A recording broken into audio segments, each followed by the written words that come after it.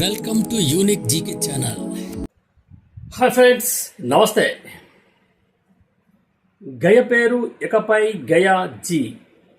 బీహార్లోని గయా నగరానికి ఆ రాష్ట్ర ప్రభుత్వం గయా జీ అని కొత్త పేరు పెట్టింది. ఈ నగరం గయాసురుడు అనే భక్తుడి పేరు మీద ఏర్పడింది.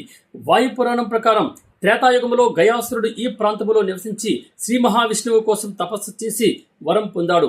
దీని ఫలితంగా అతడి శరీరం పవిత్ర స్థలంగా మారింది. గయ పేరుకు హిందూ సాంప్రదాయంలో అపారమైన విశిష్టత ఉంది.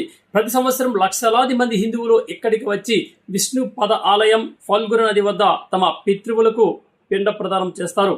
అందుకే ఈ గయ విశిష్టత ఏమిటంటే విష్ణుపద ఆలయం ఉంది.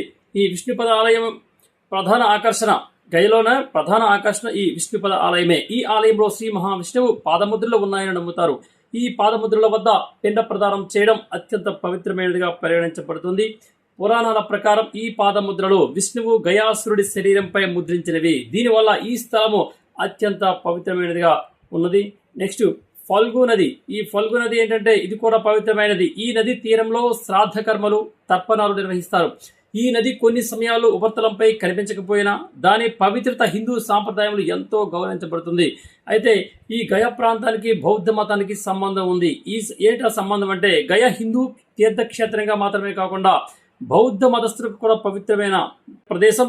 గయకు సమీపంలోని బౌద్ధ గయలో గౌతమ్ బుద్ధుడు జ్ఞానోదయం పొందాడు. ఈ కారణంగా గయ ప్రాంతం రెండు మతాల భక్తులకు చాలా ముఖ్యమైన గమ్యస్థానంగా మారింది. Thank you. ఈ వీడియో మీకు నచ్చినట్లయితే సబ్స్క్రైబ్ చేయండి, మిగతా వారికి షేర్ చేయండి, అలాగే లైక్ చేసి కామెంట్ కూడా చేయండి. ధన్యవాదాలు.